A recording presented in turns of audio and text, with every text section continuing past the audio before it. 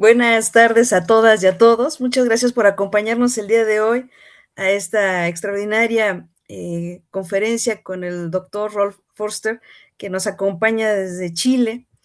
Le agradecemos mucho a la doctora Claudia Serrano, una de nuestras más importantes investigadoras sobre la América Latina y el Caribe de la FES Aragón, quien va gentilmente a moderar esta conferencia. Así es que pues le cedo la palabra a la doctora Claudia y pues muchas gracias a todas y a todos por acompañarnos. Por favor, profesora.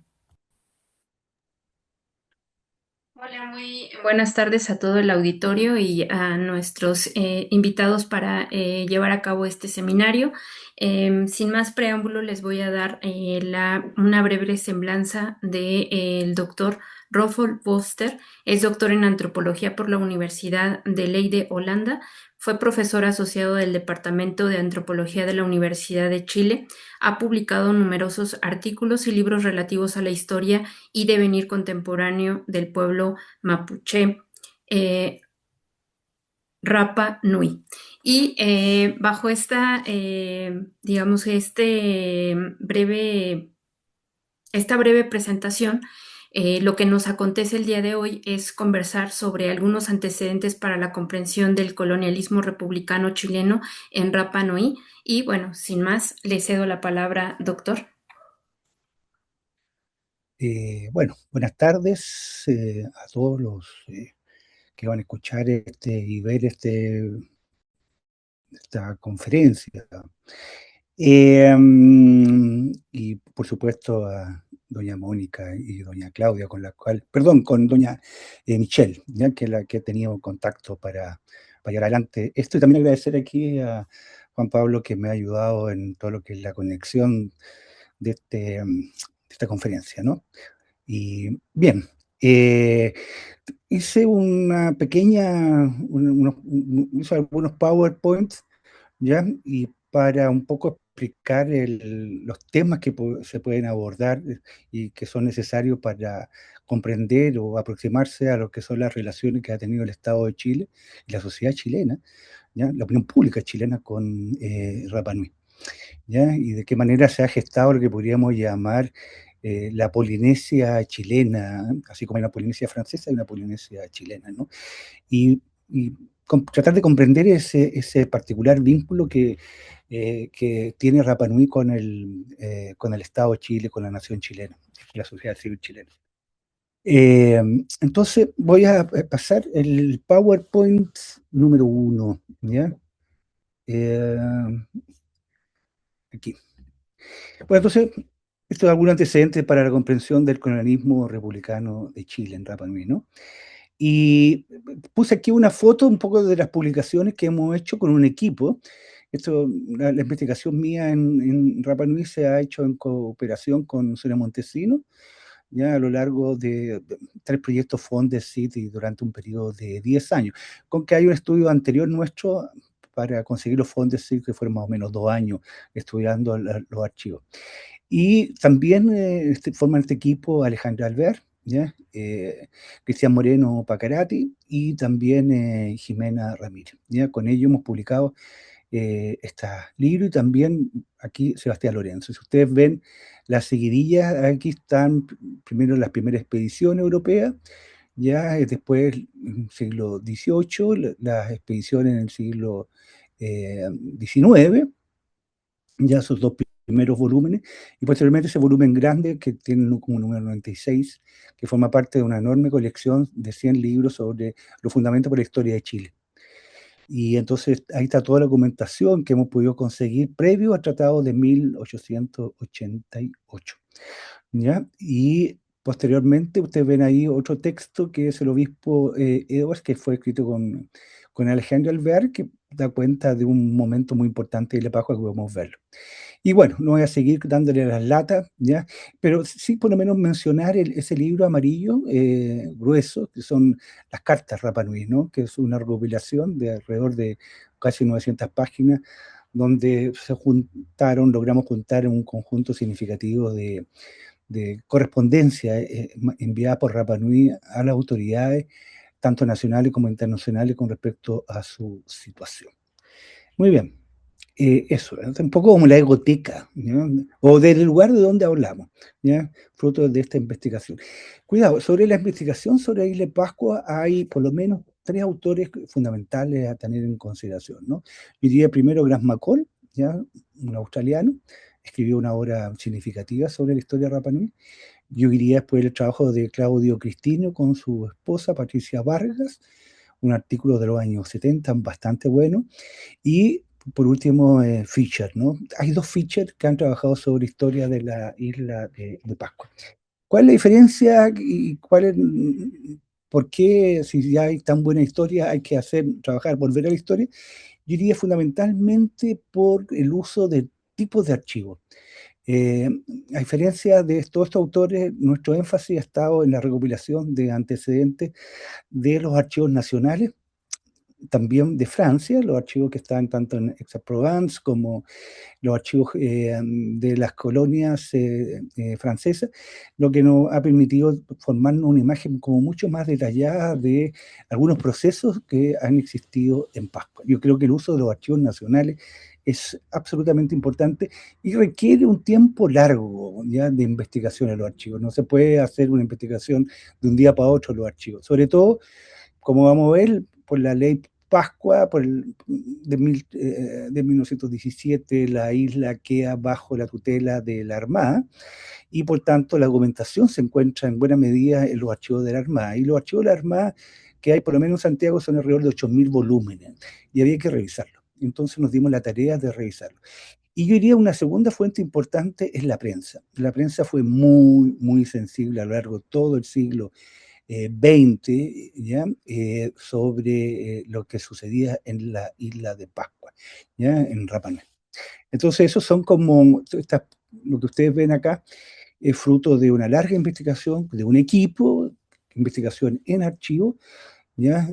Archivos tanto nacionales como extranjeros, y particularmente el archivo naval, y también para otros periodos, por ejemplo, el archivo del Ministerio de Relaciones Exteriores, un archivo fundamental, sobre todo porque la isla de Pascua le permite al Estado de Chile tener una presencia ya fronteriza con Francia, con Australia, ya y por tanto requiere, y el Estado requiso de un archivo particular con respecto a eso. Muy bien. Entonces, un poco por ahí va nuestra investigación, ¿no? Y traigo a colación esta imagen, ¿ya? Esta imagen que es del presidente del Consejo de Ancianos, Carlos Emmons, ¿ya? Con el presidente Boric, ¿ya? Del gobierno pasado, ¿ya?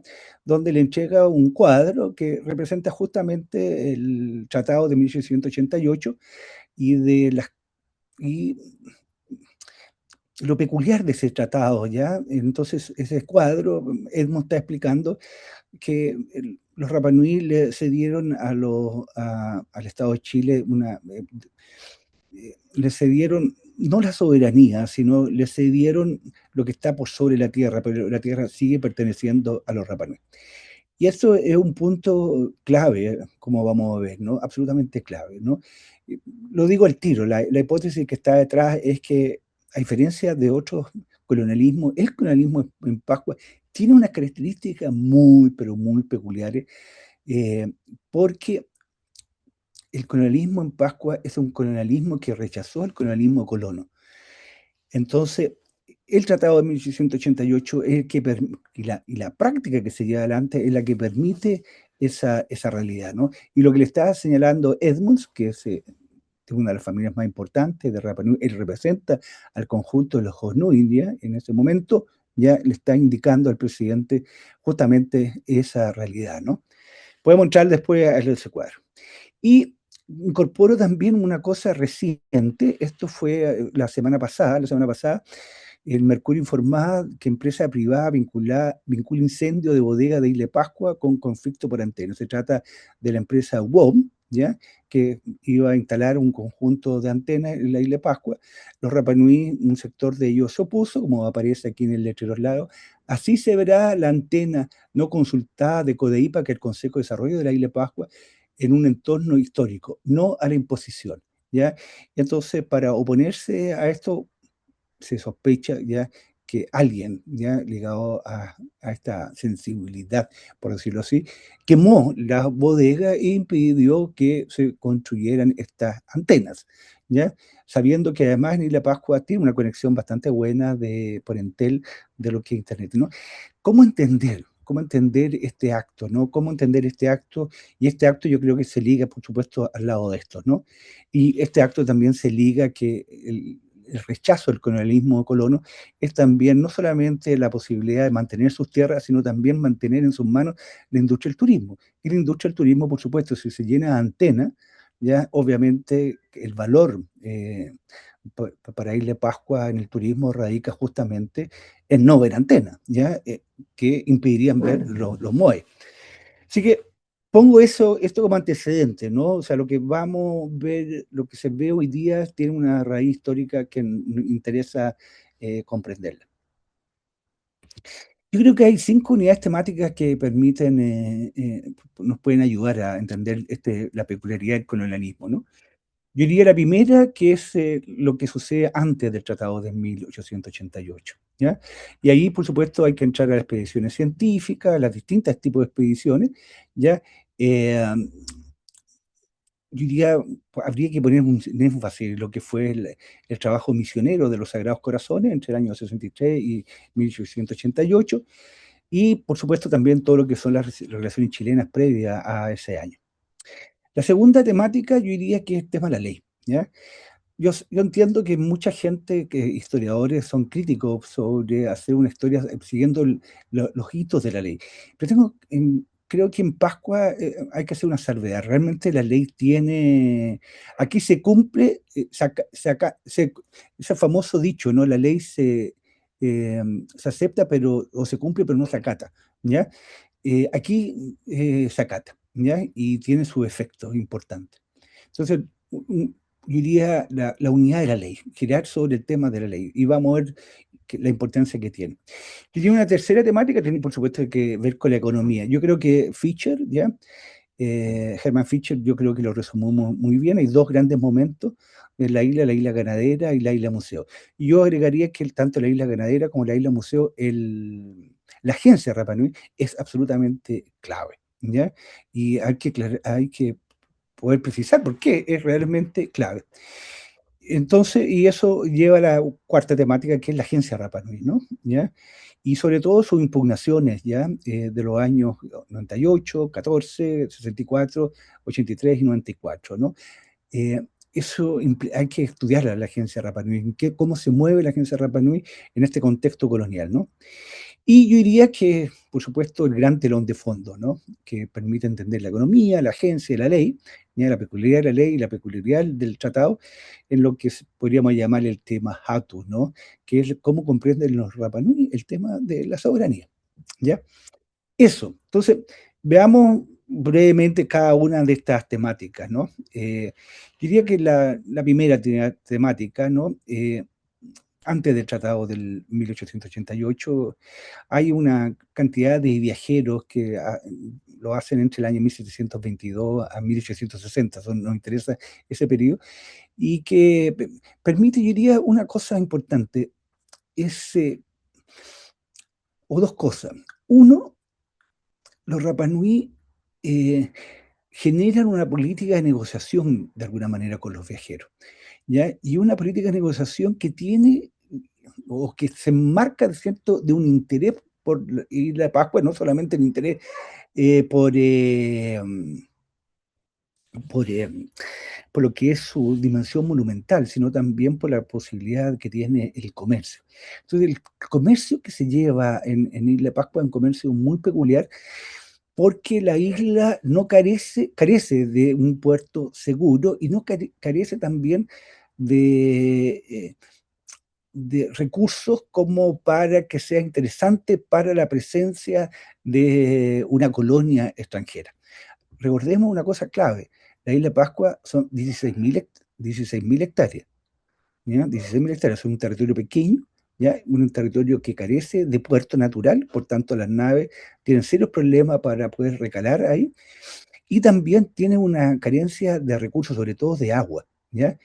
Entonces, eso hacía que, lo señaló Cook, que ya fue el primero en señalarlo, que la isla realmente no tenía mucho valor, ¿ya? Mi impresión es que esa ausencia de valor, sobre todo con los recursos, fue una estrategia manejada por los mismos Rapa Nui, ¿ya? Los mismos Rapa Nui se encargaron de poner en evidencia que los recursos de la isla Pascua no eran suficientes, ¿ya? Y así no estimular la presencia de una presencia permanente de colonos en la isla Pascua. Sin embargo, esta cosa se modificó enormemente con las campañas de esclavitud, ya adelante por el gobierno, por las autoridades, por la élite peruana, ¿no? Entre el año 1862 y 63, y un grupo muy significativo de Rapa Nui, pues se calcula más o menos un tercio, fueron llevados ya bajo una figura que aparentemente legal, pero era una forma encubierta de esclavitud a las tierras de Perú, y fuertemente por un rechazo de tanto el gobierno francés como de distintos países, entre ellos incluido Chile, pudieron algunos de ellos regresar ya a Tahití y algunos de ellos a la isla de Pascua. Y yo diría que un punto clave de este periodo son las misiones de los Sagrados Corazones, que llegan inmediatamente después de la racia esclavista peruana, ¿no? Se inician en 1863, ya la presencia de la iglesia. Y aquí una cuestión alucinante que requiere toda una lectura, ¿no? Que es la rápida conversión de los Rapa Nui al catolicismo, y generan un catolicismo muy peculiar, muy propio, que yo diría que reinventa y refuerza, recrea, reinventa y fortalece a la comunidad. ¿Ya? El catolicismo propio de la isla le permitió a los Rapa Nui poder enfrentar, yo diría, en mejores condiciones las coyunturas que les iba a tocar a vivir en el futuro, ¿ya? Y es muy interesante la evangelización, y la iglesia misma se entiende, y los mismos Rapa Nui la entienden como una iglesia propia. Nadie se atrevería, ningún sacerdote, ningún obispo, ninguna autoridad eclesial, tocar la iglesia. La iglesia, los Rapa Nui la sienten que es propia, ya tienen su propia dinámica al interior de la iglesia, ya, y eso es un dato, yo diría, muy importante. Bueno, y las relaciones chilenas previas al 88 a la isla son importantes. Tengo un PowerPoint ahí que me gustaría poder mostrarlo, que tiene que ver un poco con cómo es la presencia chilena en la Polinesia, y particularmente pues cuál es la relación que tiene Chile con antes del 88, y por qué esa relación permite entender que Chile en definitiva opte por ocupar y anexar la isla, ¿cómo se llama?, al Estado de Chile.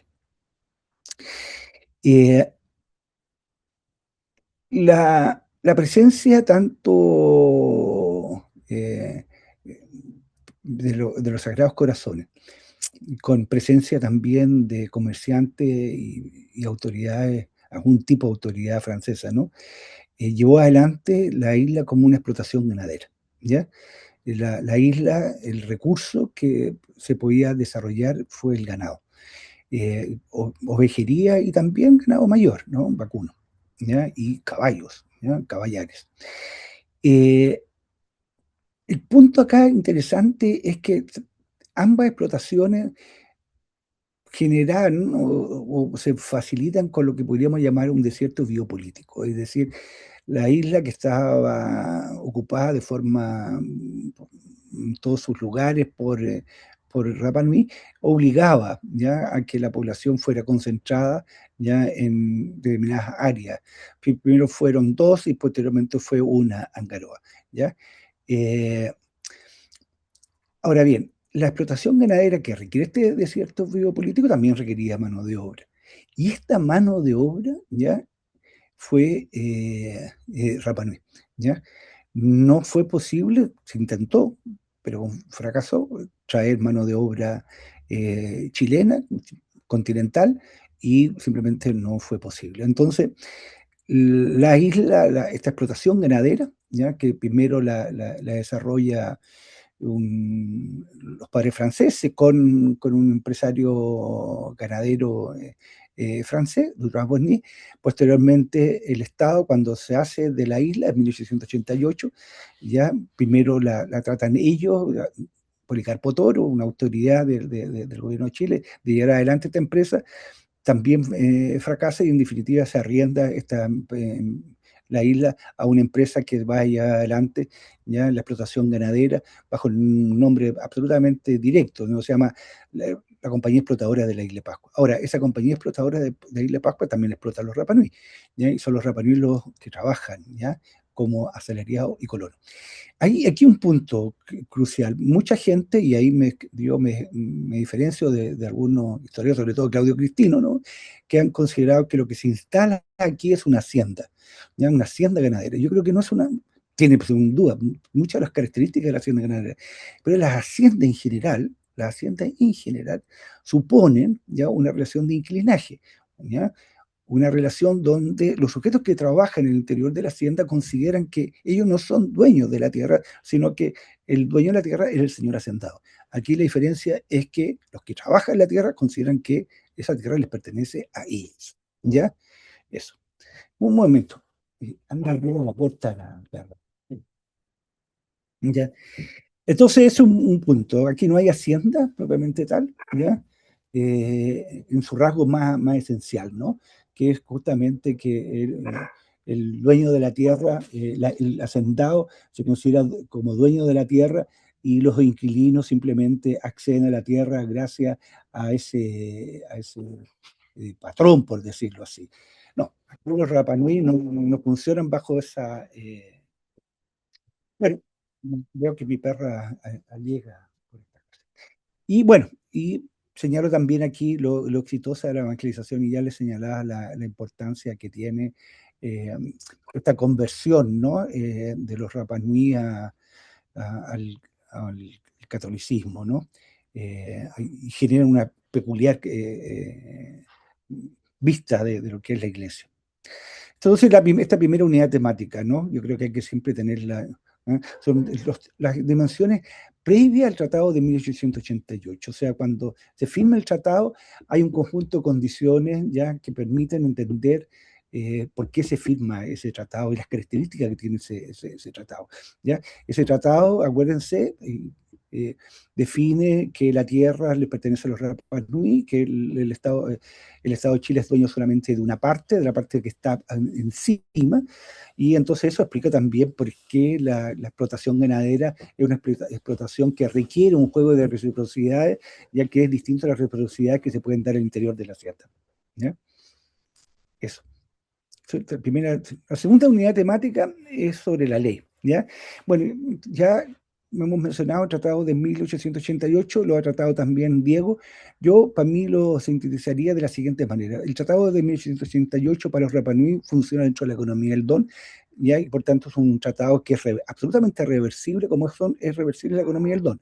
A diferencia que el Estado chileno lo entiende como bajo la ley del Leviatán, por tanto, tratados no reversibles. Entonces, es ahí un tema y un hito conflictivo que nos sigue hasta el día de hoy. Ya la quema de la bodega de WOM ya tiene que ver justamente con eso, ¿no? Aquí, cuidado, ustedes no pueden instalar antenas si no tienen la aprobación por parte de la comunidad. Ustedes van a ocupar la tierra y si esa tierra ya no está regulada por la misma comunidad y valorada por la comunidad, si es posible o no es posible, entonces hay que evitar por todos los medios la instalación. La segunda es la ley 3220 de 1997. Esta ley es muy importante porque pone a la isla y a los Rapanui bajo la autoridad naval, ¿ya?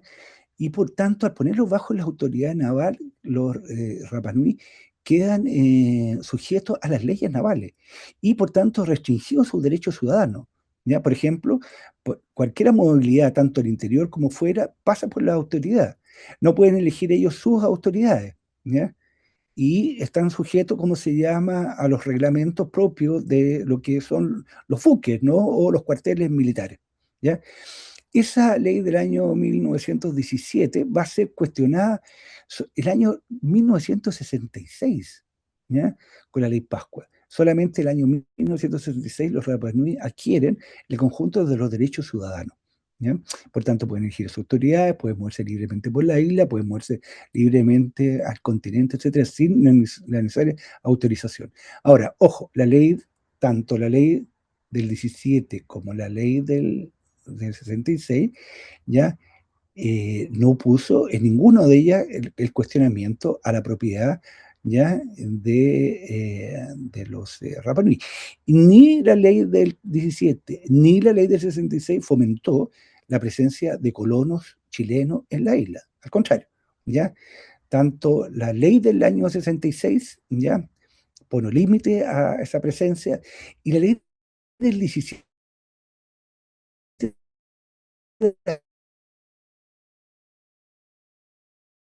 alguna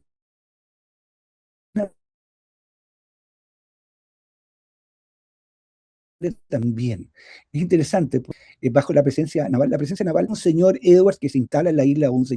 No, porque todas las autoridades navales son autoridades que tienen que pasar un periodo breve, tienen que irse. Y efectivamente se iban. Entonces, la ley 17, presencia naval, como la ley del 66, que es una ley que favorece a los Rapa Nui, ya les otorga todos sus derechos, impide, ¿ya? Esta realidad, ¿no? Entonces, esta situación pudo hacerse modificada con un decreto ley ya del año 79, que es la entrega de títulos de propiedad, ya, sobre la tierra. Y obviamente que esto abría la puerta a la posibilidad de que gente no Rapa Nui se instalara en la isla y pudieran transformarse ellos en colonos, ¿ya? Entonces poner fin y abrir la puerta al colonialismo colono.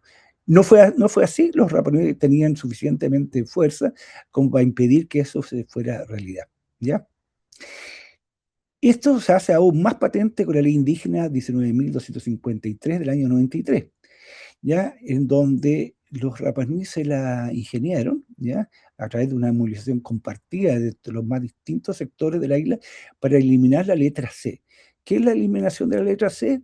La ley indígena define, esta ley de la 19.000 define quién es indígena y quién no es indígena, ¿ya? Entonces, la ley, tanto en su punto A y B, define como indígena aquellos que descienden de indígenas, ¿ya? Que sus ancestros son indígenas, sus abuelos, sus padres son indígenas, ¿ya? Y la letra C deja la posibilidad, abre la posibilidad para que una persona que no tiene ancestro indígena pueda transformarse en indígena, ¿ya? Entonces, los Rapa Nui se dieron cuenta que la letra C permitía, ¿ya? Que personas no Rapa Nui, a través de la letra C, pudieran acceder a las tierras de Rapa Nui. Y por tanto se la jugaron y eliminaron la letra C. Entonces, la ley indígena 19.000 tiene un apartado especial, ¿ya? Para los Rapa Nui, ¿ya? Donde la letra C no juega, ¿ya?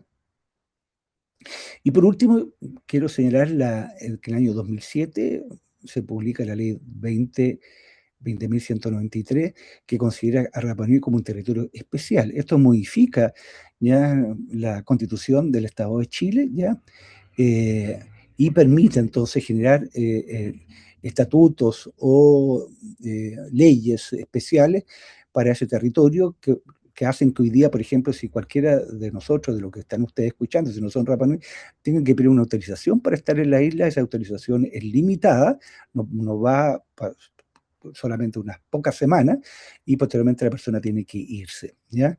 De la isla. O sea, hay que pedir autorización. Si yo quiero ir como investigador a la isla Pascua, requiere una autorización especial, ya hecha por una instancia propia de la isla, manejada en la isla, si me autorizan o no autorizan para permanecer más allá del tiempo legal que se estipula. Entonces, esto un poco con respecto sobre el tema de la ley, ¿ya? Quisiera mencionar un punto relativo a este periodo que va entre el 66 y 79, que fue bajo la dictadura. Pinochet viaja a la isla de Pascua, viaja el año 75, 1975, y es recibido por los Rapa Nui. Previo le envían una carta a los Rapa Nui diciéndole que ellos no quieren, porque está en el tema de la propiedad, no quieren que suceda lo que ha sucedido en las otras islas de la Polinesia, en Tahití y en Hawái, ¿ya? Y en el sentido de que ahí los no polinésicos han accedido a la tierra y ellos no quieren que suceda eso en Chile. Y Pinochet acepta esa sugerencia y por tanto no hubo nunca un estímulo por parte de la dictadura de favorecer la instalación de colonos en la isla de Pascua, ¿ya? Y eso, por supuesto, también está ligado al tema del turismo, ¿ya? El tema del turismo, ¿ya? Es un tema que los Rapanui se la ingenian con Pinochet para que Pinochet genere una cantidad de recursos realmente muy, muy significativos que fue en beneficio de los Rapanui para poder implementar la economía turística que está en sus manos. Entonces, la temática, esa segunda temática de la ley. Entonces, y ya ligando a lo que estábamos señalando, el tema de la economía, ¿no?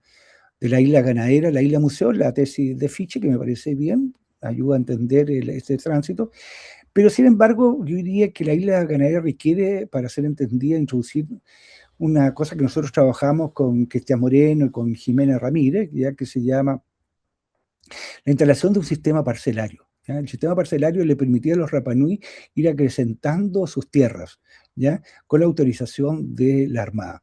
Por tanto, a diferencia que sucede en otros lugares donde las tierras las tierras indígenas están en constante cuestionamiento por el latifundio, aquí al contrario, hay una expansión permanente.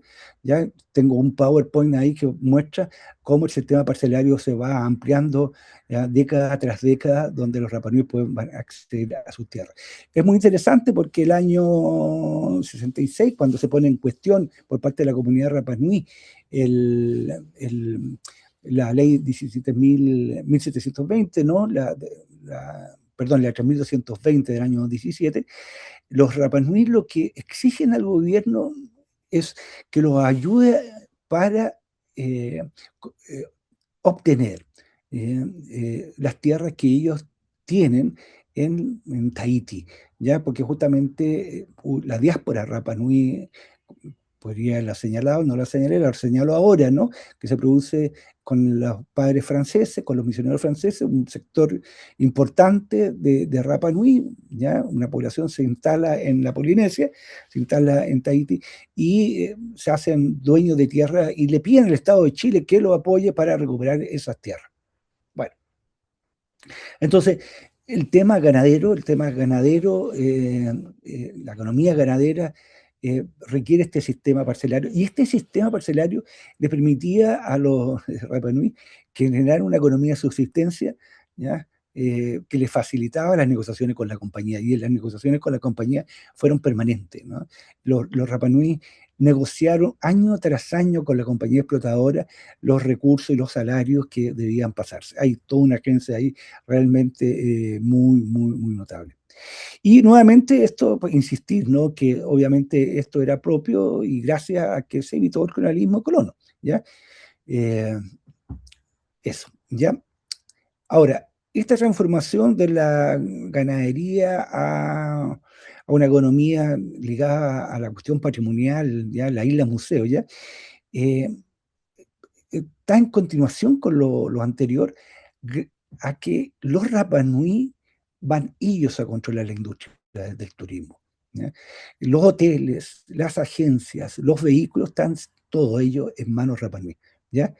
Y entonces, de ahí entonces el, el peso que tiene la misma comunidad en su dimensión económica, ¿no? La dimensión económica le permite a ellos una valoración de ellos mismos y le permite también mantener un vínculo con el Estado de Chile muy, muy fuerte.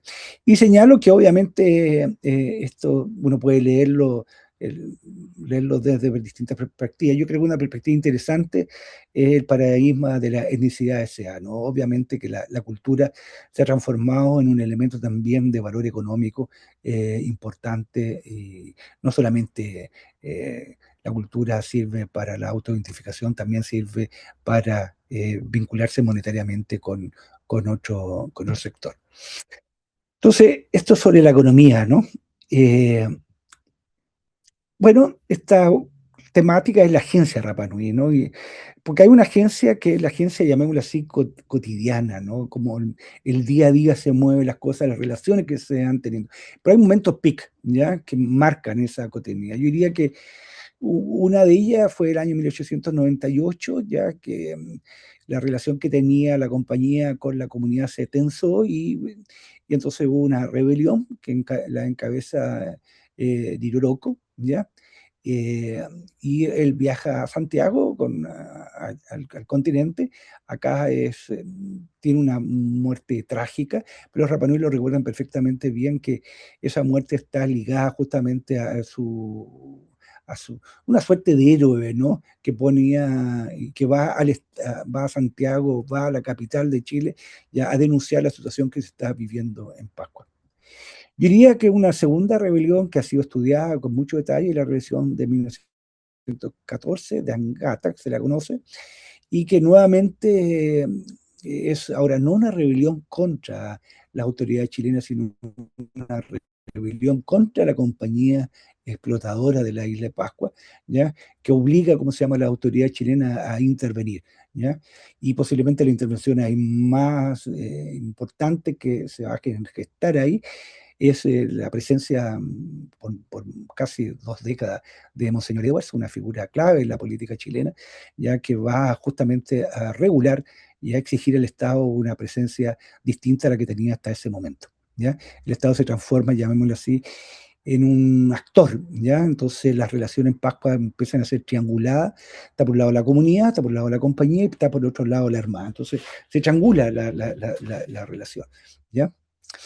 Y la revolución del 64, que es la rebelión de Alfonso Rapo, ya que es la que justamente pone en cuestión esta limitante que significaba estar bajo la autoridad naval, y la rebelión de Rapo obliga al Estado chileno, ¿ya?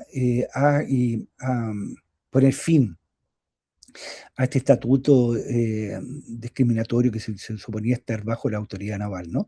Y aquí ahora entonces, el año 74, se instalan instituciones civiles, por ejemplo, el municipio, el mismo Rapo, Alfonso Rapo, va a ser segundo alcalde de la isla de Pascua.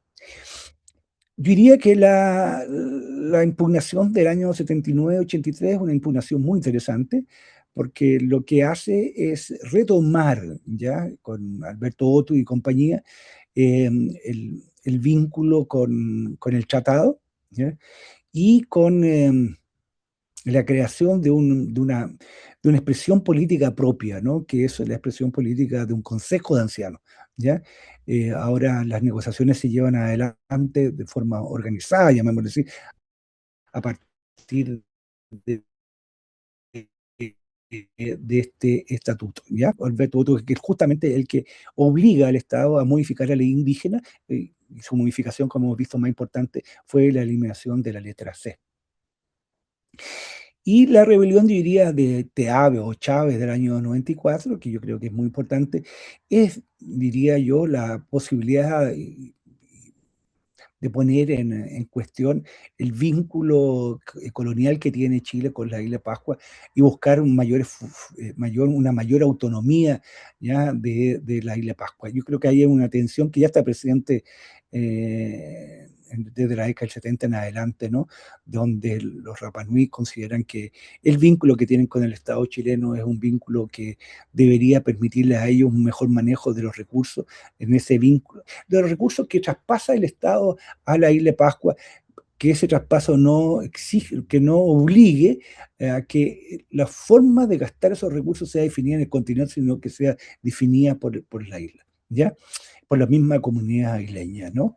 Eh, Ninguna de estas impugnaciones, aunque en determinado momento sí, las ha habido ya que intenta poner fin a la relación colonial que tiene el Estado de Chile y luchar por la autonomía. Los rapanui son conscientes, yo diría en su gran mayoría son conscientes, de que la dependencia que tiene la isla con la isla de Pascua es una dependencia fundamental, no pueden desligarse de ella, buena parte de los recursos ya, provienen del continente, y por tanto lo que se hace es jugar ya dentro de lo que podríamos llamar una economía de la reciprocidad, ¿ya? Una economía ligada a la figura del don, ¿ya?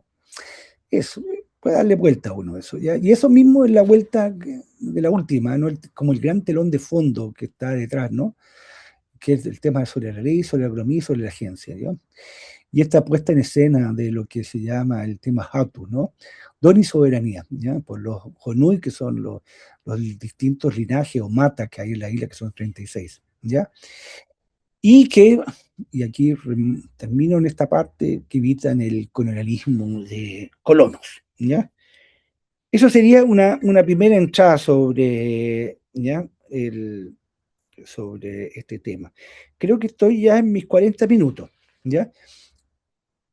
¿Me escuchan? Pero puede seguir si tiene algo más que concluir, Sí. no se preocupe, Me por aquí gustaría, seguimos. sí, me gustaría poner un PowerPoint breve, ¿ya? Para un poco mostrar el vínculo que tiene Rapa Nui, que tiene el Estado de Chile con la Polinesia, para ver por qué Chile se interesa por la Polinesia y no se interesó Ecuador, no se interesó Perú, ¿ya? Y es la idea de que Chile tiene un comercio ya extremadamente importante con la Polinesia. Eso me gustaría verlo. A ver si me ayuda usted, estimado. Vamos a salir de este PowerPoint y vamos a entrar al PowerPoint 2.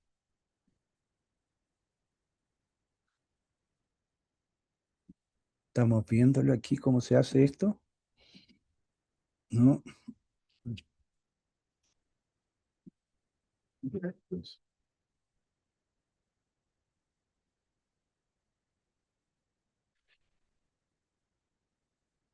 El 2, el 1. Es. ¿Ese? Sí. Bien. ¿Se ve el PowerPoint? ¿Aló? Sí, pero quedó el mismo. ¿Ah? No, yo creo que tienen que cerrar primero la presentación anterior y volver a proyectar nuevamente la que quieren poner ahorita.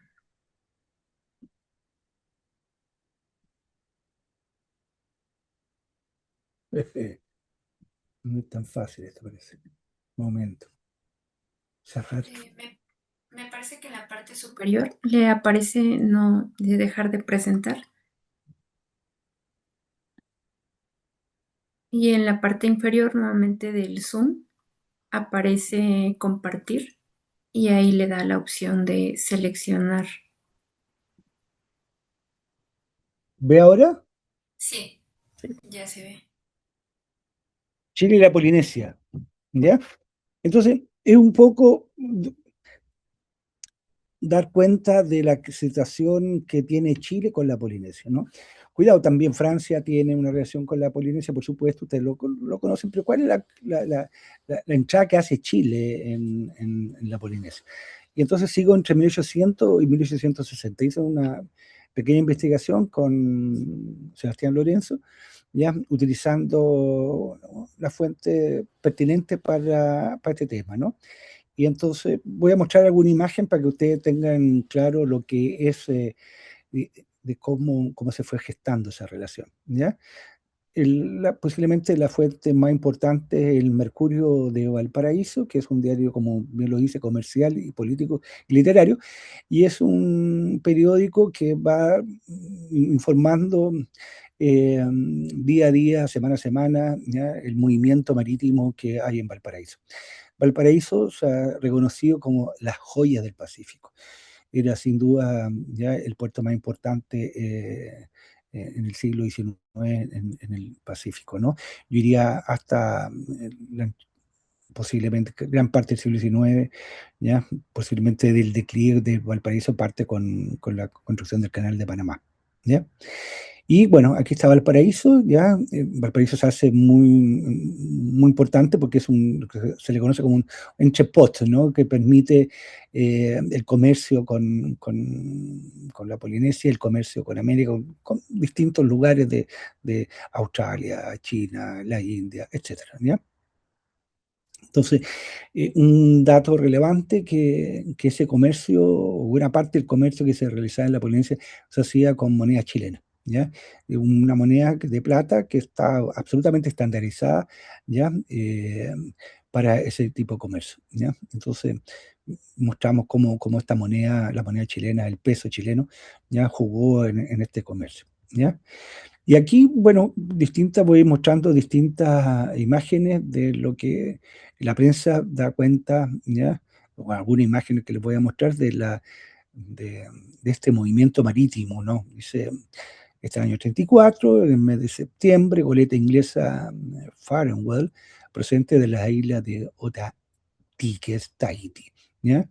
Y así sucesivamente, ¿no? El año 34, nuevamente, ¿ya? 25 toneladas de concha de perla, 2 botellas de perla, ¿ya? El año 40, ¿ya? El Justin saldrá eh, para la fecha 20 días para Nueva Zelanda y Tahití, ¿ya? Y así, ¿ya? Nueva Zelanda, el año 41, ¿ya? El muy conocido bergantín Kanaka. Mire qué interesante esto del año 41. Este es un bergantín, el muy conocido bergantín Kanaka. Kanaka es una expresión que ocupan los franceses para referirse a la población polinésica. Y por tanto, este es un bergantín manejado por polinésicos, ¿ya? Y enorme, un barco de 110 toneladas forrado en cobre, ¿no? ¿Ya? Eh, y controlaba ese comercio por una compañía inglesa que chilena, Lion Santa María. Y bueno, la isla Sandwich también, ¿no?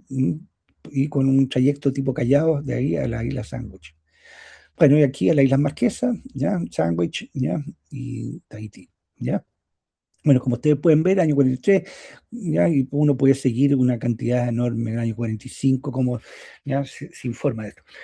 Muy bien. Y este es un dato que no menor importancia, la estación naval francesa en la Oceanía del año 47 ponen de relevancia que parte de la colonización francesa de la Oceanía se hace desde Valparaíso, ¿ya?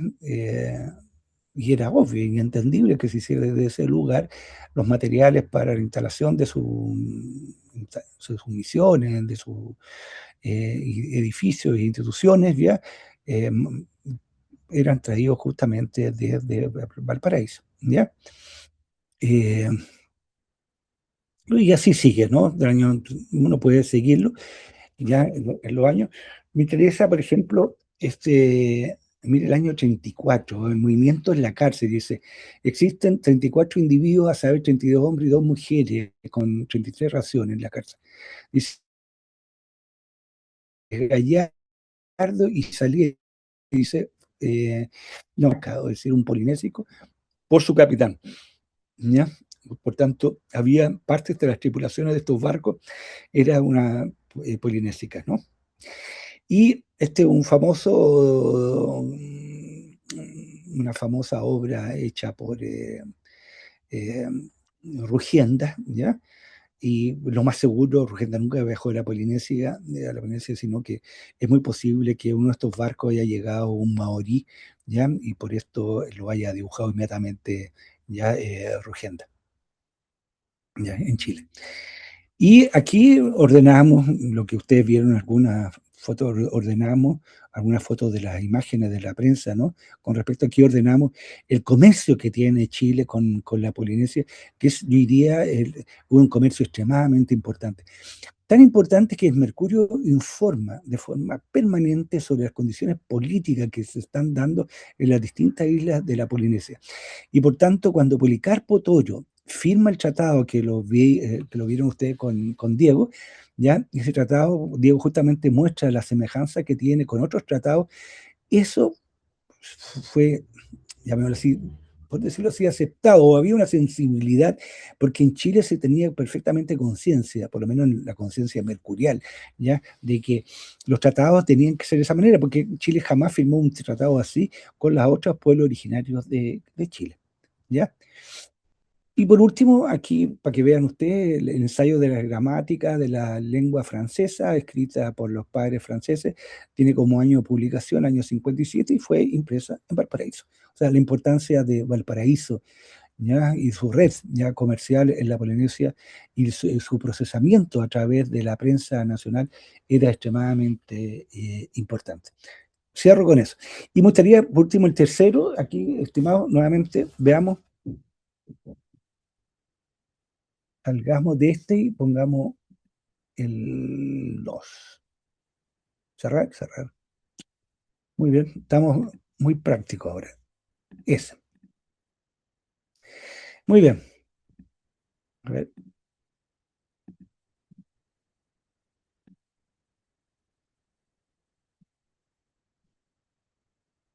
Muy bien, este es el mapa famoso de la isla de Pascua, el primer mapa que conocemos de la isla de Pascua, étnico, por decirlo así. Ya los primeros mapas de la isla de Pascua provienen de las expediciones de Cook, ¿ya? Y posteriormente las expediciones españolas. O sea, hay una ubicación perfecta de lo que es los mapas de la isla. Pero este primer mapa que da cuenta de cómo la isla está dividida en distintos linajes o en distintos clanes, ¿no? Ese es un punto que me parece importante. O sea, la comprensión por parte de los Rapa Nui de que no hay ni una dimensión de su isla territorial que no tenga una asignación clánica, ¿ya? De los Nui. Y aquí esto hecho muy más tardíamente, ya en la década de los 80, ya que esto por el Consejo de Ancianos, ya que justamente elabora un texto ya donde pone a las distintas familias actuales, ya estamos hablando del año 1988, justamente cuando se celebran 100 años del tratado, redefine el mapa para ubicar a las distintas familias existentes en 1988, su sector ligado a la isla, ¿ya? ¿Ya? Entonces, el mapa de los Rapa Nui, ¿ya? Ahora, lo que nos interesa es que, muy bien, tenemos que toda la isla pertenece a los Rapa Nui, pero como habíamos señalado, con la implantación del sistema de la compañía explotadora, ¿no? El desierto biopolítico, la población queda localizada y reducida a Angaroa. Y en Angaroa entonces empieza un proceso llevado adelante por la Armada en concordancia con la comunidad de entrega de tierra, ¿ya? Que son las famosas 5 hectáreas. ¿Ya? Entonces, la distribución de las propiedades de los nativos en Angaroa, en la isla de Pascua. Quien inicia este proceso es muy interesante, es un personaje que se llama Carlos Millán, ¿ya? Es un relegado político, un deportado político en la isla de Pascua, ¿ya? Todo un universo de los deportados políticos en la isla, ya va a estar el Comité Central entero del Partido Comunista en la década del 20 y después, posteriormente, en la década del 30, los fundadores del Partido Socialista también están relegados a la isla de Pascua. Muy interesante cómo pensaron ellos esta situación. Pero lo que nos interesa ahora es este plano, ¿ya? De cómo se va a ir ampliando, ¿ya? A lo largo del tiempo, ¿ya? Lo que son las parcelas, ¿no?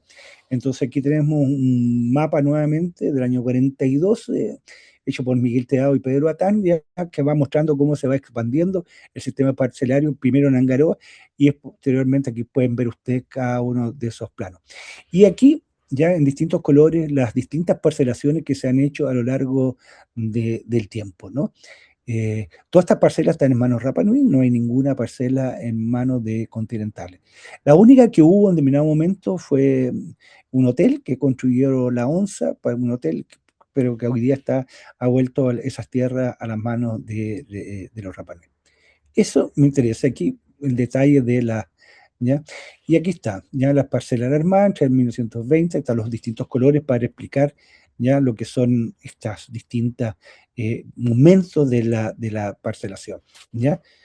Eso. No tengo nada más que decir. Acepto preguntas. Bueno, Sí. Muchísimas gracias por esta conferencia magistral del doctor Rolf Foster. Y bueno, pues invitamos a nuestro auditorio a que nos compartan algunas preguntas, inquietudes para aprovechar y ahondar en algunos de los aspectos que nos compartió en esta sesión. Y bueno, mientras se van animando en ir compartiendo, sí, adelante, doctora Mónica.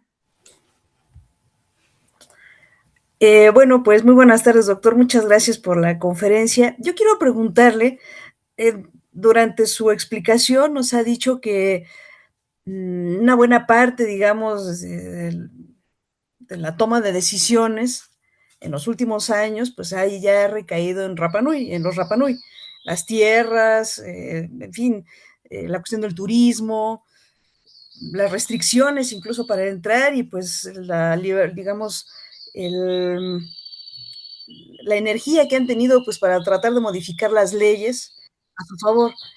Mi pregunta es, ¿y ¿Y cuál es la importancia para el Estado chileno conservar la isla?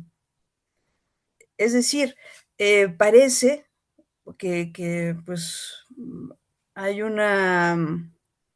hay una situación en la que los Rapa Nui se benefician, pero ¿y cuál es el beneficio que obtiene el Estado chileno, pues, de continuar con Rapa Nui? Gracias, profesor. Sí, una buena pregunta. Gracias, Mónica. Mira, la importancia, le- hay un momento, ustedes deberían invitar a un profesor que está trabajando las relaciones de Japón con la Polinesia y tiene un capítulo dedicado al tema de la isla de Pascua, ¿no? Porque en determinado momento tuvo la posibilidad, cuando se estaba desarrollando la guerra mundial, de que Pascua fuera vendida a Japón. Y también en determinado momento tuvo la posibilidad, un comandante en jefe del ejército planteó la posibilidad en los años 50, ¿no? De vender la isla de Pascua a los Estados Unidos. ¿Ya? Había un problema de déficit financiero y dijo, "Bueno, ¿por qué no vendemos la isla?" Y fue rechazado terminantemente. ¿Ya? Yo diría que la isla de Pascua para el Estado y para la nación chilena es significativa en, en, eh, en varios aspectos. ¿Ya? Por lo menos destaquemos dos. Mira, a comienzo de siglo, un- un escritor y poeta, ¿no? Que ya me voy a recordar el nombre, escribió un libro, ¿ya? Que se llama La Reina de Rapa Nui, ¿ya? Y en ese libro el tipo señala que él se siente muy orgulloso de ser chileno, ¿ya? Extremadamente orgulloso de ser chileno, porque Chile es el único país que tiene una colonia, ¿ya? En la Polinesia. ¿Ya? Entonces nosotros los chilenos debemos sentirnos orgullosos, así como Francia tiene colonia, así como Estados Unidos tiene colonia, así como Rusia tiene colonia, Chile también tiene colonia. ¿Ya? Chile también puede gozarse, ¿ya? De una autocomprensión como país colonial. ¿Ya? ¿Ya? Eh, Después te puedo decir cuál es el autor, ¿no? Pero el libro se llama La Reina de Rapa Nui, ¿ya? De este autor. Un autor destacadísimo, muy, muy querido ya por, por la intelectualidad, ¿no? Yo diría que eso, hay una cosa, el Estado chileno ha generado una relación con los Rapa Nui han generado una relación ya que es más o menos entrañable, yo diría, ¿ya? La sienten a la isla, la sienten como formando parte de Chile. Es muy significativo que para el día 18 de septiembre, generalmente los niños preparan, eso, las fiestas patrias, preparan distintos bailes, y parte de los bailes son los bailes Rapa Nui, ¿ya? Así, entonces hay un vínculo de ese estilo. Y después la prensa siempre ha sido, es muy notable, o sea, yo que he seguido la prensa, tanto los temas del mundo mapuche como de otras comunidades, es muy increíble nivel de información que se mantiene sobre la isla de Pascua. O sea, hay momentos, o sea, la prensa es absolutamente sensible, ¿ya? A lo que sucede allá. A pesar que está a 4.000 kilómetros y a pesar que son 16.000 hectáreas, ¿ya? Que es un territorio muy. Después yo diría que llamámoslo así, esa instancia que podríamos llamar simbólica, nacionalista, ¿no? Hay una dimensión ligada, por supuesto, también a ella, que tiene que ver con la geopolítica. ¿Ya? Eh, Hay un gran teórico de la geopolítica en Chile que señala una cuestión más o menos conocida, la geopolítica, de que el dominio del Mediterráneo fue sustituido por el dominio del Atlántico y el dominio del Atlántico va a ser sustituido por el dominio del Pacífico. ¿Ya? Y por tanto, el Pacífico es el gran escenario económico mundial de ahora en adelante. Y eso ya se sabía, este autor, que tampoco recuerdo en este momento su nombre, ya es un militar, ya un tipo con muy buena formación en general, convence a las autoridades de esta realidad. Y entonces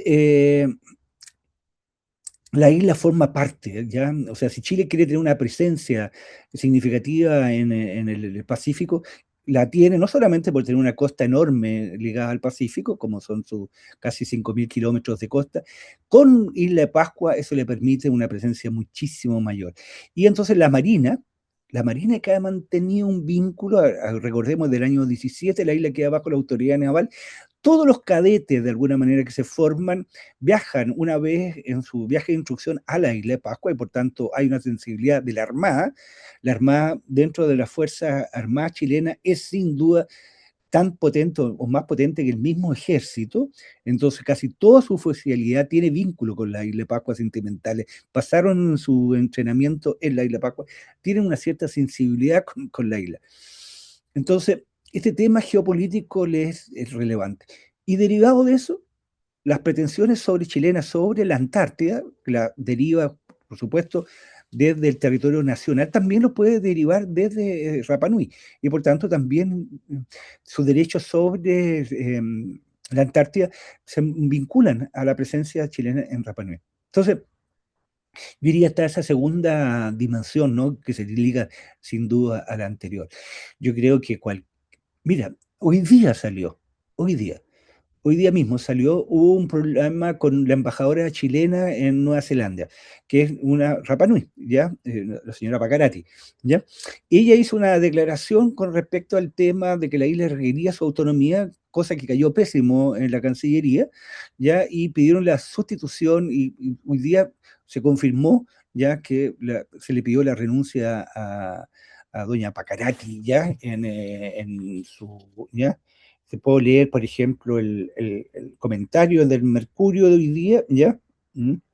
Dice, embajadora Pacarati vive su última jornada en la Cancillería tras ser removida por pérdida de confianza. Eso fue hoy día, ¿ya? Y tiene que ver con esto, ¿no? Tiene que ver con esto. Entonces, están en juego esas dos dimensiones, ¿no? La Polinesia no le aporta económicamente nada a Chile, ¿ya? Al contrario, como tú bien señalas, es un gasto, pero es como las gallinas de los huevos de oro, ¿ya? Un día va a dar huevos de oro, ¿ya? Así de simple. Y hoy día vuelvo a esto, este orgullo de tener una colonia, ¿no? Un orgullo que una de las dimensiones de Chile es la Polinesia, ¿ya? Yo creo que no es menor, ¿ya? Y sobre todo porque acordemos que la isla tiene un valor, que es un valor ligado a la dimensión monumental. O sea, la isla de Pascua tiene esa dimensión, o sea, como me decía una figura política que era Petero Edmonds, ¿no? Que fue por muchos años alcalde de la isla y va a volver a serlo, es muy posible. Me decía, el cobre es a Chile así como los Moai son a la isla de Pascua, ¿ya? O sea, el turismo es su gran valor y su gran valor está en los Moai y por eso también si le ponen antenas, los antenas están sustituyendo a los Moai, no puede ser, ¿ya? No sé si te respondo. Sí, muchas gracias, profesor. Sí, sí, sí, gracias.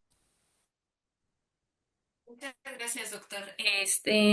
Pues no sé si haya alguna otra inquietud aquí en el auditorio, pero mientras se van animando, a mí me gustaría, si tuviera oportunidad, de profundizar un poquito más sobre esta cuestión de de la soberanía, cómo se está concibiendo esa dimensión de la soberanía sobre la parte del pueblo Rapanui versus, ¿no? También esta concepción de la soberanía con respecto a la relación que tiene con Chile, ¿no? Planteaba usted que finalmente también esta búsqueda de la autonomía y este dato con respecto a la proyección geopolítica van un poco reconfigurando constantemente qué se está entendiendo por soberanía, sobre todo, ¿no? En tanto al pueblo Rapanui versus también lo que se está concibiendo como soberanía sobre el Estado chileno, digamos, esta parte continental. Sí.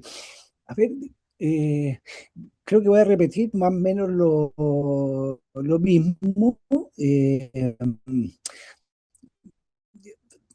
Yo creo que parte de la respuesta a su inquietud es el colega Diego, ¿ya? Él trabajó sobre este tema, cómo los Rapanui entienden la dimensión soberana. Yo lo que es darle vuelta al viejo dilema de cómo se entiende el tema soberano bajo una lógica de la economía del Don o bajo la economía del Leviatán. Entonces, lo que hay es un juego y una negociación permanente entre estas dos formas de entender la dimensión soberana. ¿Ya? Los Rapa Nui la entienden de una manera, ¿ya? Saben cómo la entiende el Estado, y el Estado de alguna manera sabe también cómo entiende, ¿ya? Los Rapa Nui. Entonces, lo interesante es que la soberanía es una tensión permanente con la isla de Pascua, ¿ya? Y por tanto hay que negociar, se negocia, y el Estado chileno está dispuesto a negociar, y ha negociado permanentemente, y los mismos Rapa Nui negocian de tal manera de que no se rompa ese vínculo, ¿ya? Con el Estado de Chile, ¿ya? Eso. O sea, el Estado de Chile tiene un ejemplo más para que veas tú los límites. Al comienzo de los 90, el Estado chileno, la Armada en particular, decidió instalar un faro, ¿ya? Un faro por las condiciones de que la embarcación la navegación en Rapa Nui, al no tener un puerto natural, requiere ya un manejo muy cuidadoso de lo que es la instalación de buques, ¿no? Por los vientos, corrientes, etcétera. Entonces, se iba a instalar un faro. Los Rapa Nui se opusieron, porque poner un faro era como estar iluminando la isla y eso le quitaba todo el encanto, o le introducía un encanto que los Rapa Nui no estaban dispuestos. Era la Armada, nada menos, con toda su fuerza y toda su potencia que tiene la isla de Pascua. Los Rapa Nui negociaron y presionaron hasta que lograron, ¿cómo se llama?, que no se pusiera un Rapa Nui. Entonces, el Estado acepta una negociación con la comunidad Rapa Nui, y eso a mí me parece que es la tónica, y creo que es una tónica que se va a continuar, ¿ya? La misma foto que les presentaba yo al comienzo del presidente del Consejo de Ancianos, entregándole un cuadro al presidente Boric, ¿ya? Donde justamente se expresa cómo entienden los Rapa Nui la soberanía, ya es una prueba más de que nos enfrentamos a una situación bastante particular, ¿ya?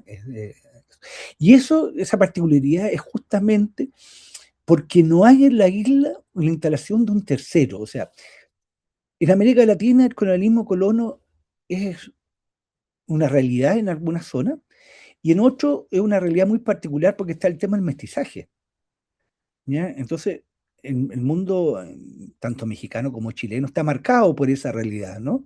Por la existencia de una población que no se ascribe ni necesariamente a los pueblos originarios, ni se ascribe necesariamente a los pueblos europeos, ¿no? Es un tercero que emerge ahí. Ese tercero, qué sé yo, que en Chile es extremadamente fuerte en toda la zona central, no se dio en Pascua. En Pascua no existen, ¿ya? Una colonia chilena, ¿ya? Los colonos en Pascua son los Rapa Nui, ¿ya? Y eso hace, por supuesto, que el Estado chileno tenga un vínculo dentro de la dimensión soberana muy particular.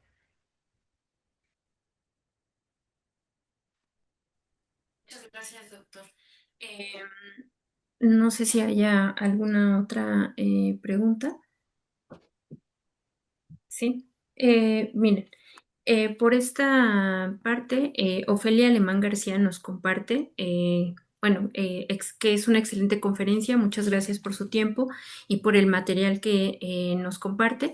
En relación con la historia de la soberanía y la defensa de la tierra y las impugnaciones, me parece que es impresionante que los Rapa Nui lograran tanta autonomía sobre el territorio. Si nos pudiera dar su opinión sobre la calidad insular de Rapa Nui, si esta lejanía y aislamiento oceánico hiciera posible mucho de esa realidad sobre la autonomía, y si la variable geopolítica es también un arma de negociación importante para los Rapa Nui para seguir manteniendo dicha autonomía. Gracias. ¿Cuál sería la pregunta? Está enfocada en si la lejanía y el aislamiento oceánico hiciera Perfecto. posible tener una mayor autonomía, y a su vez si la variable geopolítica es también un arma de negociación que favorecería a los Rapa Nui para fortalecerse, ¿no?, en esa autonomía. No, yo tengo la impresión de que la segunda instancia de la pregunta o la segunda dimensión de esa pregunta está un poco respondida, obvio. ¿Ya? Sin duda. La primera me parece relevante darle vuelta con respecto al tema de la lejanía, ¿ya? Sin duda la lejanía era un tema, sobre todo cuando la comunicación era vía marítima, ¿no? Los barcos para llegar a la isla de Pascua demoraban entre 4 o 5 días, ¿no? Para allá y lo mismo. Estamos hablando cuando con barcos ya de vapor, con barcos a vela, podía ser hasta 20 días. Entonces, obviamente, 4.000 kilómetros es una distancia significativa. Pero cuidado, también es una instancia significativa para los franceses. Los franceses no estaban a muchísimo más lejos, estaban muy interesados en tener su presencia ya en esas colonias. Entonces, sí, sin duda la lejanía era. Pero yo diría que un dato no menor también es que Isla de Pascua carecía de recursos, llamémoslo así, que en la economía de la época fueran significativos. Me imagino que si hubiera habido yacimientos de oro, ¿ya? Minas de oro, minas de plata, ¿ya?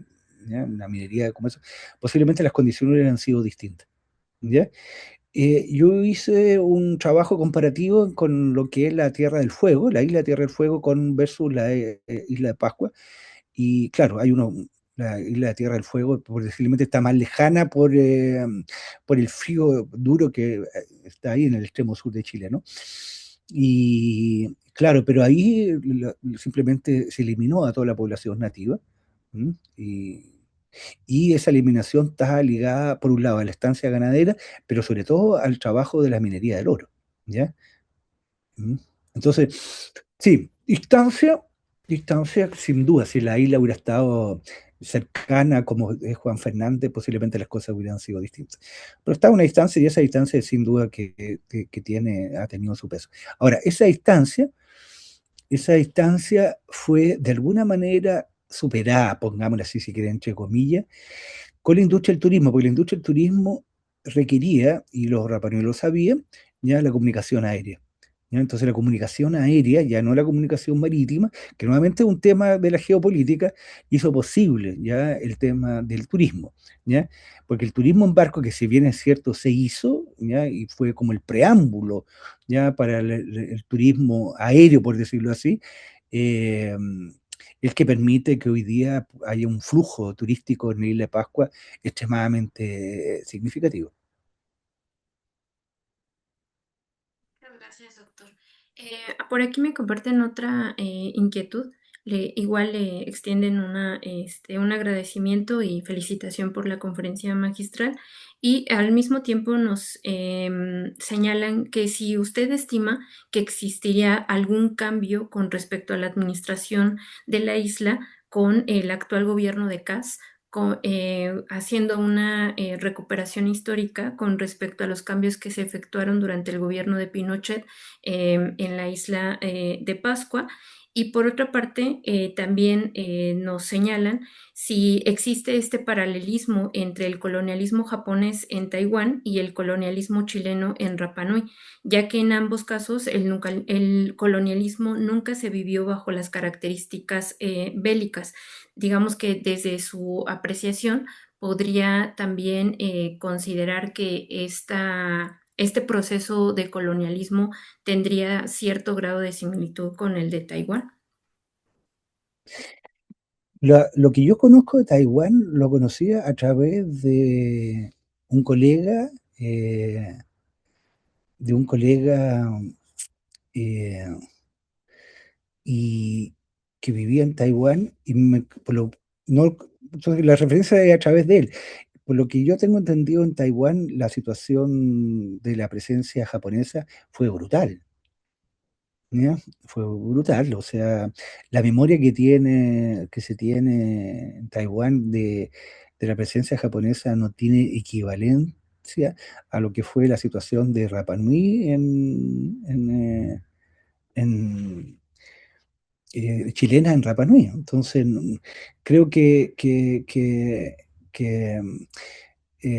Además, Taiwán tiene una capacidad, y lo ha demostrado históricamente, de autogobernarse y ser autónomo económicamente, cosa que la isla sabe perfectamente, de que los japoneses saben perfectamente que necesitan ellos un vínculo con un país, y en este caso ha sido Chile, que le permita mantener su economía.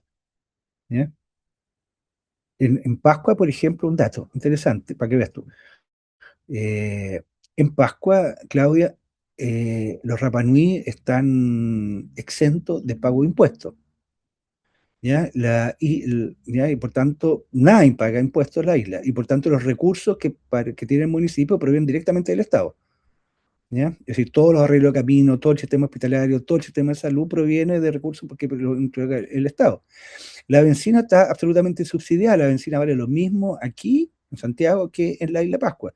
Y hay una diferencia de 4.000 kilómetros, tú puedes significar el costo que significa llevar esa benzina para allá. ¿Ya? Entonces, la isla, los Rapanui saben eso, no, saben que una autonomía de Chile es imposible. Ahora, eso también lo sabe Cast. ¿Ya? Lo sabe Cast. Y no creo que haya ninguna modificación significativa. La modificación que quiere introducir Cast en las leyes indígenas tiene que ver con la región de la Araucanía. Y básicamente el acceso y la venta de circulación de la tierra, cosa que no tiene sentido en la isla Pascua. ¿Ya?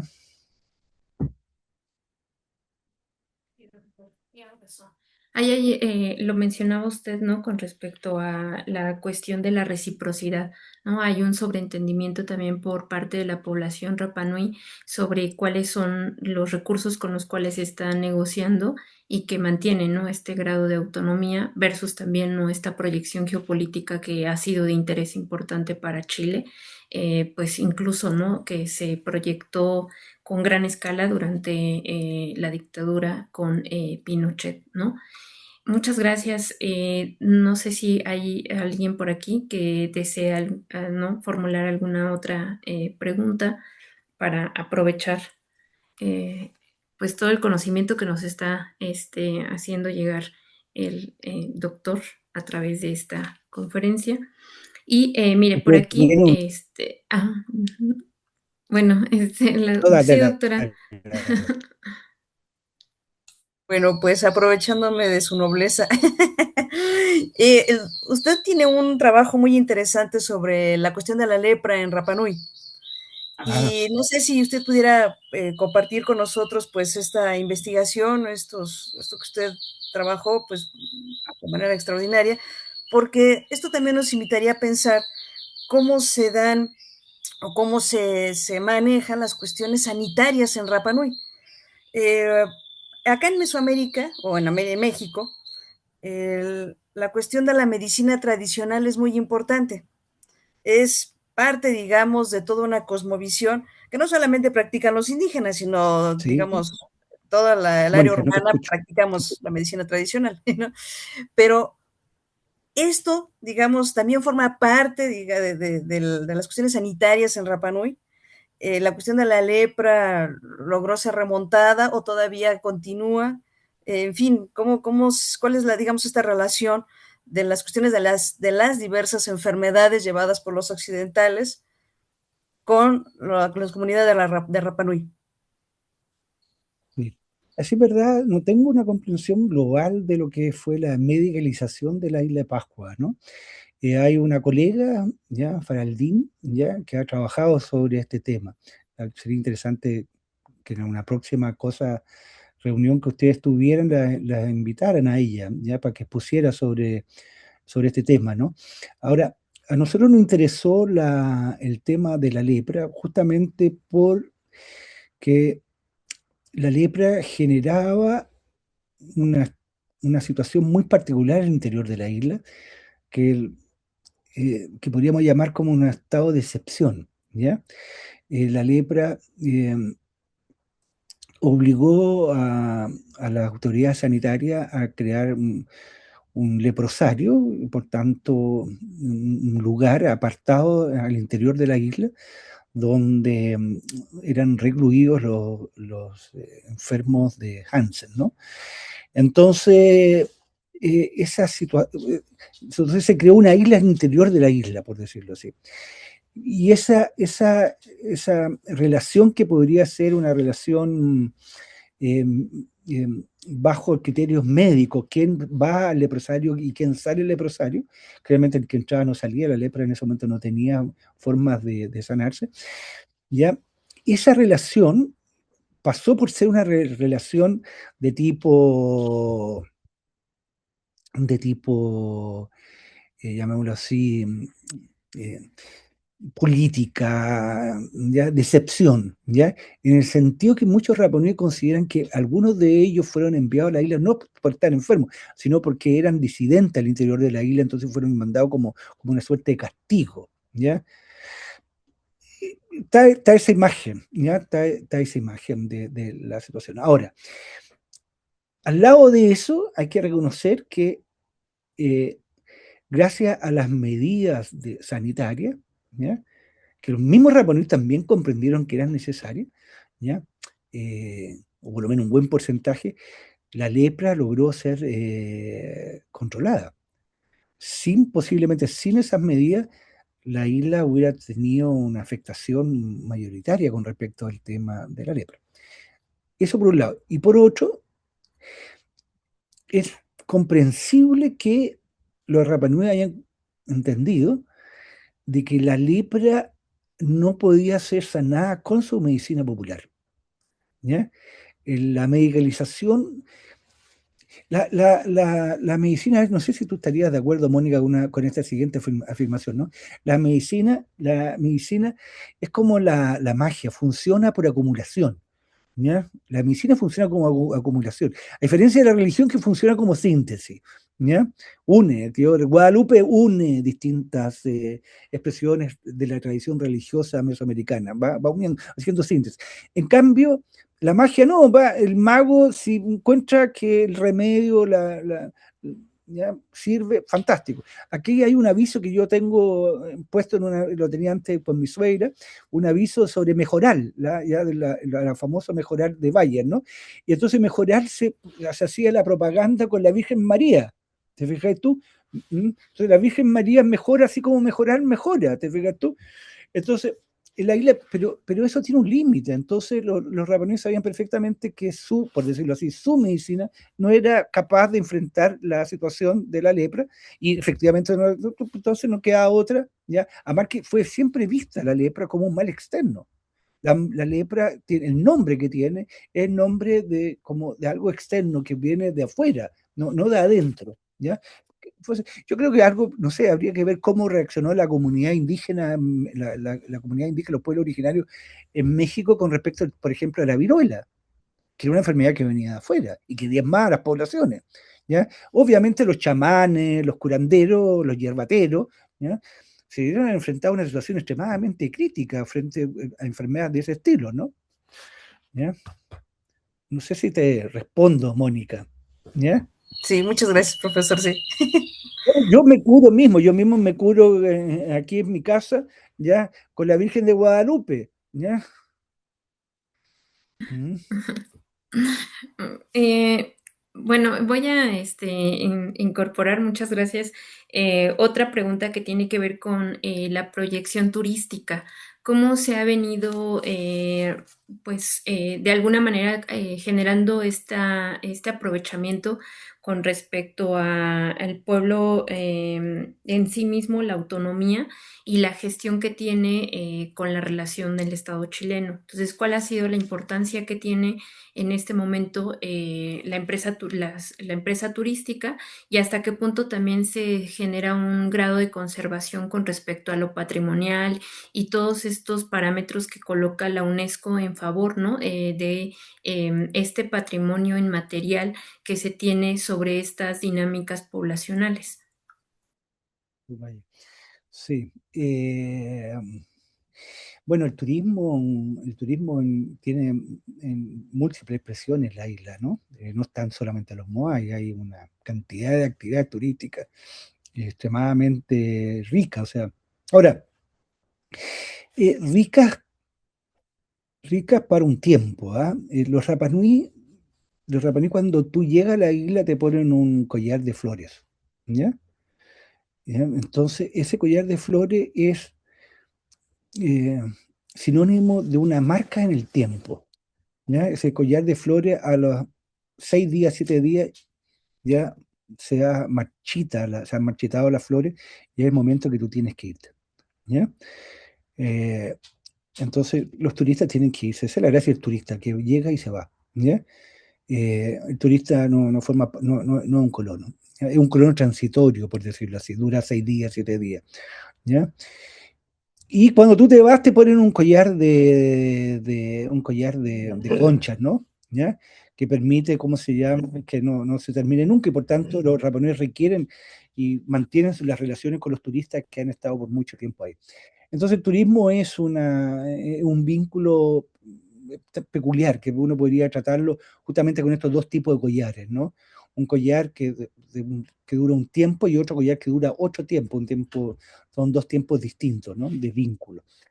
Entonces, eso, ¿ya? Eso es lo que podría decir. Y reiterar un poco lo que he señalado, ¿no? Esta capacidad de los Rapanui de una industria que es muy compleja. ¿Ah? La industria del turismo requiere una disciplina, yo diría, mucho más alta que inclusive que la disciplina que tiene la economía campesina, porque requiere, primero, estar conectado con una red internacional. Segundo, estar conectado con una vida cotidiana. Ir a buscar aeropuertos, que las cosas funcionen, que los alimentos funcionen, todo. O sea, es una experiencia que yo he tenido en Pascua. Viajé durante 10 años, 3 veces al año, y me da cuenta del trabajo gigantesco que requiere y la disciplina que requiere, ¿ya? La industria del turismo. ¿Ya? Porque es muy sofisticada y es muy rica la industria, no es como esta industria del turismo que uno puede incorporarse a la casa de las personas. No, estamos hablando de hoteles que funcionan con, qué sé yo, con 50 piezas, con 60 piezas, ¿ya? Entonces, y eso, y sobre todo un turismo que tiene su valor en términos monetarios y que por tanto el turista es exigente, ¿no? De que se le dé una atención ya adecuadas. Puede uno entrar a internet y ver los cientos de ofertas que hay sobre eso. Entonces, el turismo es una forma también de disciplinamiento monetario, una forma de disciplinamiento en el trabajo, ¿ya? Una forma de disciplinamiento de estar muy atento a cuáles son las demandas. Y los Rapanui coronan todo esto con una fiesta anual que se llama la Tapati, la Semana de Rapanui, que es un festival gigantesco, ¿ya? Participan con ese mismo festival, con su conjunto de los distintos festivales de la Polinesia. Entonces los tipos cultivan o mejor dicho, el turismo los cultiva a ellos, ¿ya? El turismo los obliga a ellos a un ejercicio disciplinario tan riguroso, más riguroso que lo que podría ser disciplinamiento que supone, por ejemplo, trabajar de forma asalariada en una industria. Porque por último, tú en la industria entras a las 8 de la mañana y sales a las 5 de la tarde y después tienes tu propio tiempo. El turismo es las 24 horas. Las 24 horas. Tú estás obligado, ¿ya? A estar atento, ¿ya? Entonces, posiblemente habría que leer el turismo por esa vía, ¿no? Por el tipo de disciplinamiento que supone, ¿no? Sí, por supuesto, lo que está detrás para más en este tipo de vuelta es un poco lo que ha trabajado Foucault sobre los sistemas de disciplinamiento, ¿no? ¿Ya? Lo que es el disciplinamiento de la escuela, el disciplinamiento de la iglesia, el disciplinamiento de la industria. Habría que hablar del disciplinamiento turístico. Me parece a mí increíble. ¿M? Lo que supone, las múltiples dimensiones, ya que supone esta industria del turismo que es muy agitada, o sea, como están 5 días, 6 días, los 5 días llega un nuevo cliente, hay que atenderlo, ¿ya? Es distinto si tú tienes un cliente un mes, por último a la semana ya han llegado a un acuerdo, pero aquí el tipo va cambiando minuto a minuto, día a día. Sí, claro, sin duda será un gran desafío, incluso para seguir manteniendo, ¿no?, este tejido de la cotidianeidad, en tanto, pues seguir obteniendo el beneficio económico que implica, ¿no?, el recibimiento de estos turistas. Por otra parte, aquí nos comparten otra pregunta que tiene que ver con Rapa Nui enfrenta problemas por cambio climático. Si es así, ¿qué se está haciendo al respecto para lograr, ¿no?, combatir o mitigar estos efectos que tenga el cambio climático? Mira, en Pascua el cambio climático se ha sentido en forma casi, podríamos decir, no tan negativamente, porque los regímenes de lluvia que se han inclusive intensificado, así que, y la isla tiene una capacidad de absorción de agua de manera notable, ¿ya? Entonces, ha habido en los últimos años, tengo la impresión de que ha habido un aumento de lluvia más que una disminución. El problema de Pascua es, por la industria del turismo, es lo que es la basura. La basura es un tema crucial. Pero bueno, nuevamente el vínculo con el Estado de Chile permite sacar parte de la basura y traerla al continente, ¿ya? Es decir, la isla, sin duda, permite que, gracias a ese vínculo, ¿ya? Que la isla se mantenga con un estándar de basura restringido gracias a que una parte de ella es traída al continente. Mantengo yo comunicación con varios Rapa Nui a través del teléfono, que es como con WhatsApp, ¿ya? Y una de las preocupaciones es la congestión vehicular, ¿ya? Como la gente tiene recursos y todos quieren tener un auto, entonces hay una gran cantidad de vehículos. Y entonces, eh, claro, eso es la isla donde en los años 60 los isleños se movían gracias al caballo. Bueno, ahora se mueven todos en auto y por supuesto los autos funcionan por mímesis, entonces todos quisieran tener, si alguien trajo un auto muy espectacular, todos quisieran tener ese auto espectacular, ¿ya? Y así sucesivamente. Eso, y eso no es fácil de ponerle fin, ¿ya? Ujú. No sé si respondo, tengo mis dudas, ¿ya? Ustedes No, al los mexicanos hablan de la cosa magistral. Acá en Chile jamás, nunca nadie ha hablado magistral, entre paréntesis. Uno da una conferencia nomás, ¿ya? ¿No? Pero magistral, Bueno, no no disculpa. sé qué, no sé qué es lo que No, podría ser no, magistral acá. ¿Ah? ¿Mm? no, Magistral es como no, doctor, usted es el magistral. qué No, chulos, pues es que a lo mejor las palabras no, intentamos, ¿no? Estar a la, pues no sé, inquietarlo también a usted, ¿no? Con la disertación que título. estamos Ese título, teniendo. bueno, con ese título lo obliga a uno a ser magistral. ¿Mm? Es como a los Rapanui que se lo obliga, ¿cómo se llama? A que sean Rapanui, te fijas tú. Bueno, le agradecemos mucho por su tiempo. Creo que ya no hay otra pregunta que me comparten. Ya. No, yo creo que tenemos que terminar, yo estoy cansado ya. Sí, Los viejitos sí, ya. nos Sí, ya cansamos, vamos a terminar.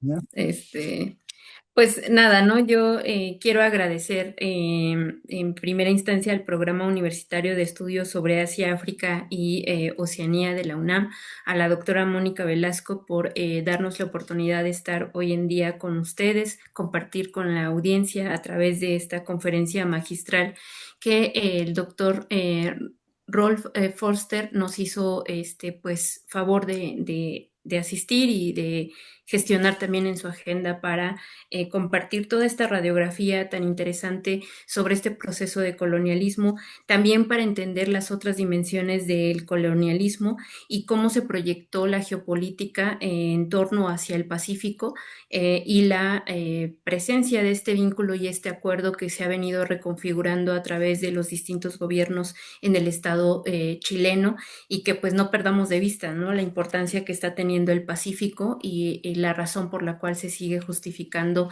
el mantener esta triangulación como lo señalaba el doctor, ¿no? Muchísimas gracias por su tiempo y pues quedamos atentos para las próximas novedades que tenga el Programa Universitario de Estudios sobre Asia, África y Oceanía de la UNAM. Muchas gracias.